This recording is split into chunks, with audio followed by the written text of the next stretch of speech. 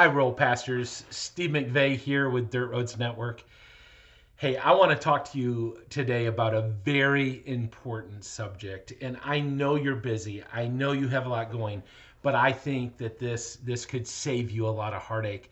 You know, I've been listening to a lot of pastors talk, and as I've listened to pastors around the country sort of give me some feedback about how they're going to reopen, there's some things I really want to share with you. And last week I was on the Rural Matters Institute National Conference, and I mentioned some of the things I'm going to mention to you just now. And it started a conversation that just really leads me to believe you need to hear this. Okay, so give me 10 or 15 minutes here. I think it'll help you. There are a lot of us, I think, that may think that reopening our church is going to be easy. I mean, the extreme of that would be to believe that it's going to be like Easter. You know, that everyone's just going to come back. They're going to wear their Sunday best. It's going to be a huge service. And we're going to come back and everything is going to be peace and unity. And even if we don't think that, we may have some version of that in our mind where we think this is going to be smooth. And listen, if this was Saturday morning on ESPN and we were about to go into a football game, we would hear Lee Corso, and Lee Corso would say, "Not so fast, my friend. Not so fast, my friend." Can I just say that to you real quickly? Not so fast, my friend. Listen, the reopening of your church has the potential of being one of the biggest challenges to your leadership, a leadership challenge that is just really pretty significant. Let me tell you why. You know, one of the things that I tell people sometimes is that church is like porcupines in the winter. They desperately want to huddle, but it's just too painful. you know. In fact, I looked this up the other day. Do you know what a group of porcupines is actually called? It's not called a herd. It's not called a pack. It's called a prickle. Can you believe that? I go look it up. Google it. What is a prickle? It's a group of porcupines. And here's what I want to tell you. There's the potential. There's the potential of your church reopening being a little prickly. That potential is there. And here, let me tell you why. You see, we live in unusual times. You've probably heard the word unprecedented an unprecedented number of times. And what we have is we have people who have been isolated. And when they're isolated, they have a tendency to just hear their own opinions. And the opinions about COVID-19 vary greatly in our culture. And there's some emotion behind those different feelings. There are those in your congregation. I want to promise you, as I go through this list, that you have people like this in your congregation in every single one of these groups.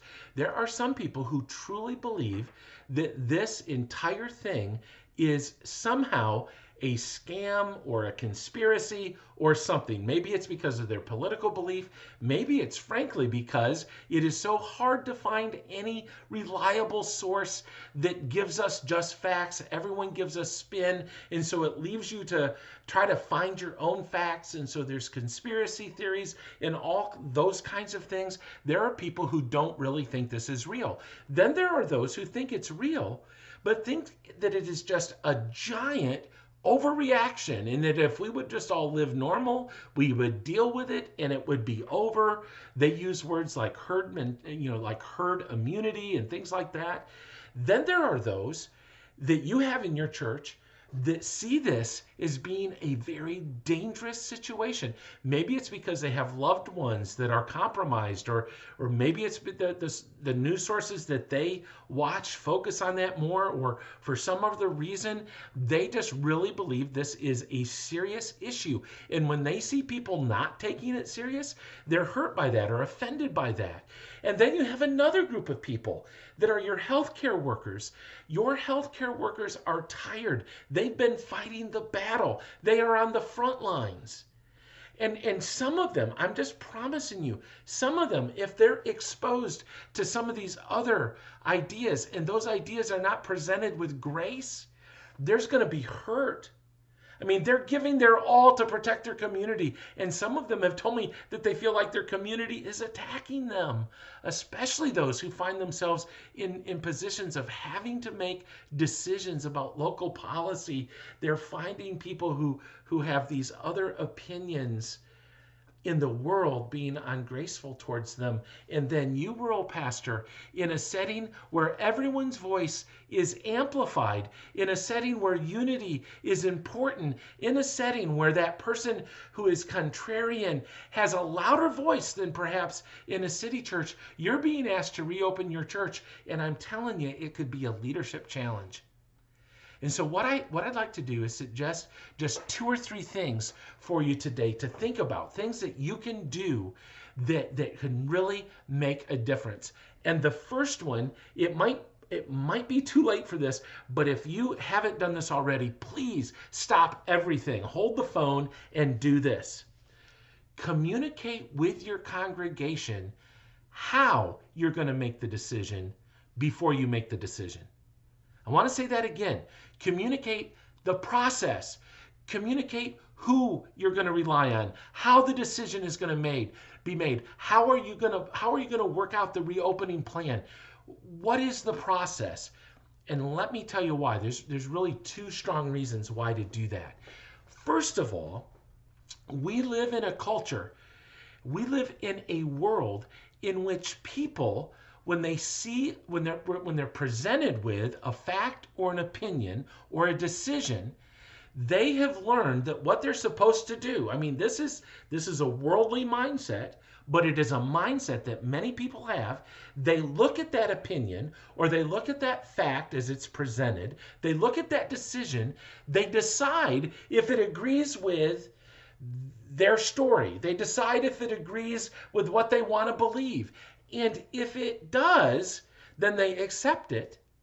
But if it doesn't, they attack the source of that decision or of that fact or of that opinion. Have you ever heard of fake news? I mean, that's exactly what fake news is about. If someone presents me something that I don't like, I discredit the source. And so as a wise pastor, what I want to do is I want to explain the process before I've made a decision. Be legitimate about that.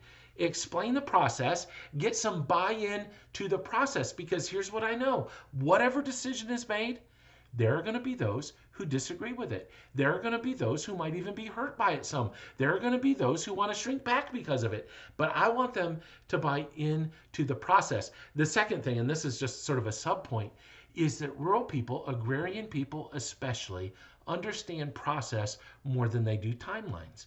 And I could give you that teaching some other time, but basically, if they understand the process, they'll be able to accept the outcome even if they don't agree with it. The second thing that I want to talk to you about is the actual process. In developing your processes, in developing your plan on how you're going to make a decision, go as local as you can. Use people who we know. Here's the deal. In a rural setting, who you know is more important than what they know. I mean, listen, I've said it on a few calls. I've heard what the CDC is saying. I've read what the White House is saying. I've read here in Kansas what the State House is saying. And it's amazing to me how close they are. I mean, they have so much in common. You would think that they were completely separate the way that some people respond to it. But really what the White House is saying, what the CDC is saying, and what the State House in Topeka is saying, they're very similar. But here's the thing. None of those folks are in my congregation. None of them know about my small rural community. And rural communities, it's hit or miss right now. There are some who are really attacked. There are some, like right now in the county that I'm in, I'm right next to 2 other counties. One county has a full-blown outbreak going on. One county doesn't have any active cases, and another one is beginning to go down. I mean, every situation is different. I want people who know my community to be making that decision. I want people who know my congregation to make that decision. I want people who have the best interests of my congregation to make. I want followers of Jesus. And so here's what our pastor did here. the lead pastor here at Lamont, Pastor Andrew Herbert, he got together 5 healthcare providers, 5 nurses and people who work in healthcare. Some work for the county health department. Some are in the administration of a regional hospital. He got them together, and they are the ones. I mean, some of these people have been a part of our church for decades. They love Jesus. They love Lamont Wesleyan Church, and they are aware of what's going on in our community. And here's what he said. I was on the call last night when he had a Zoom call, and he brought them together, and they began this process of how are we going to open and talking about that. Here's what he asked them.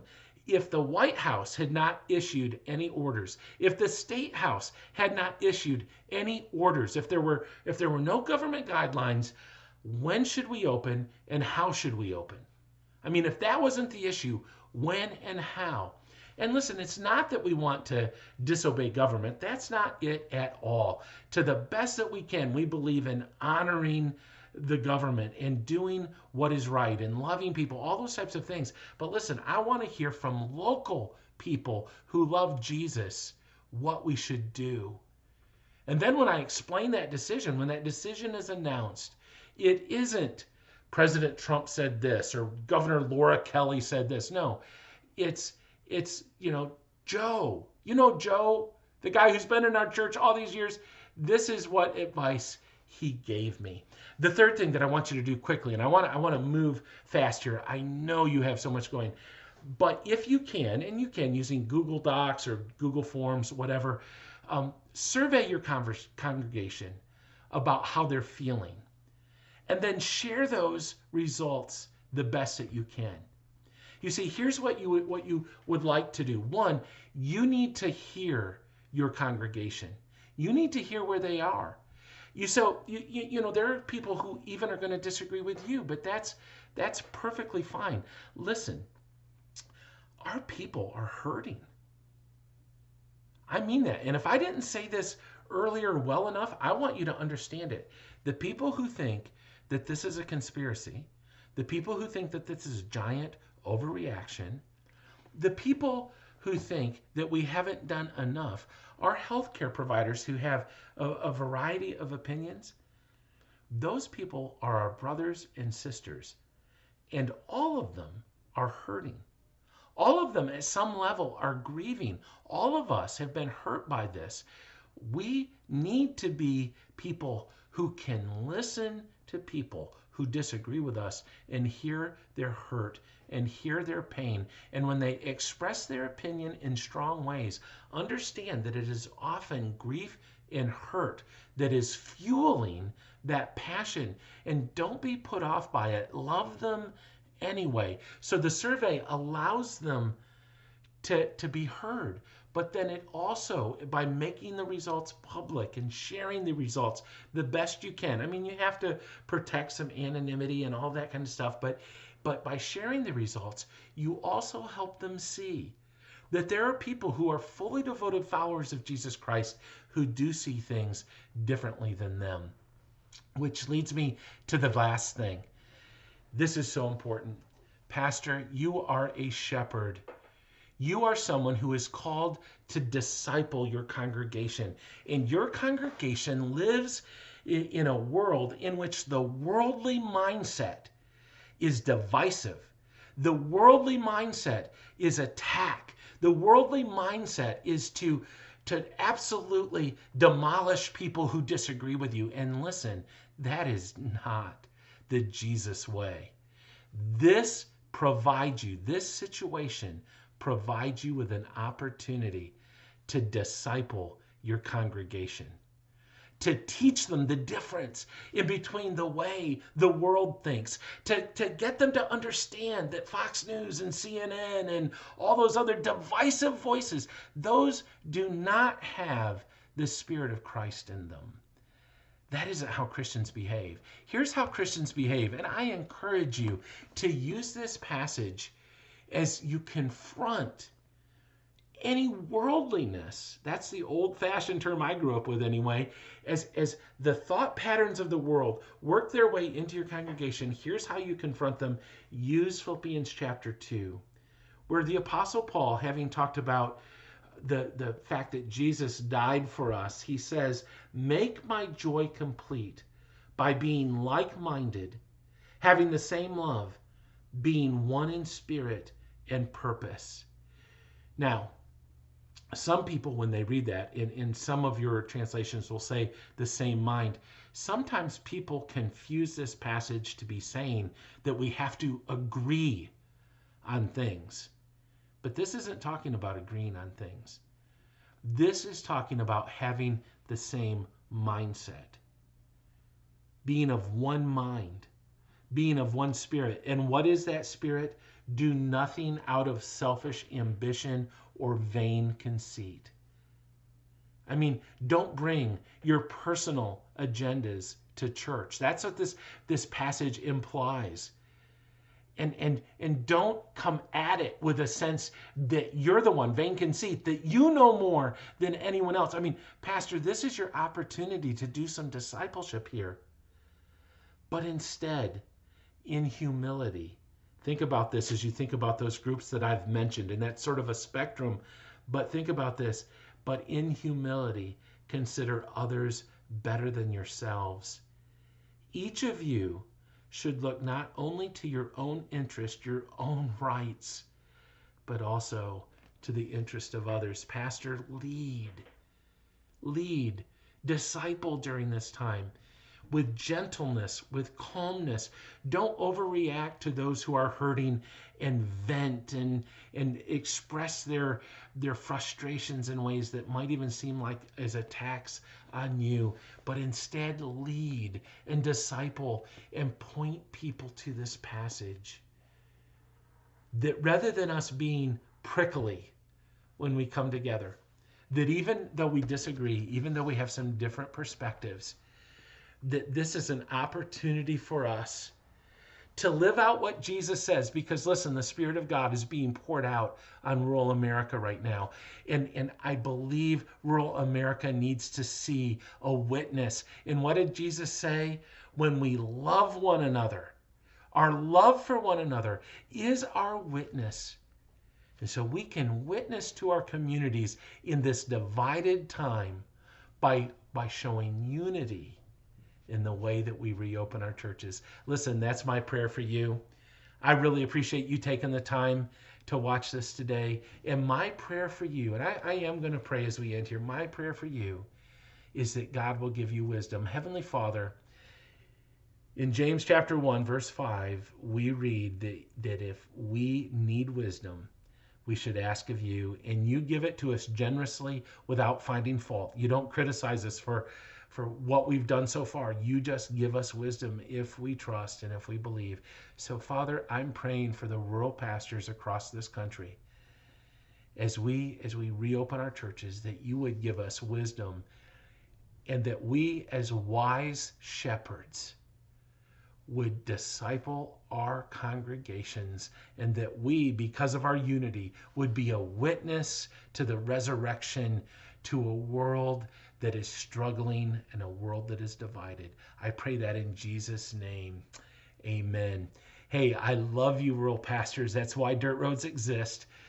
Thank you so much for taking the time to watch this video. If you have any questions or you would like to talk a little bit more about that, just email me, steve@dirtroadsnetwork.com, and I will do my best to get back to you as soon as I can.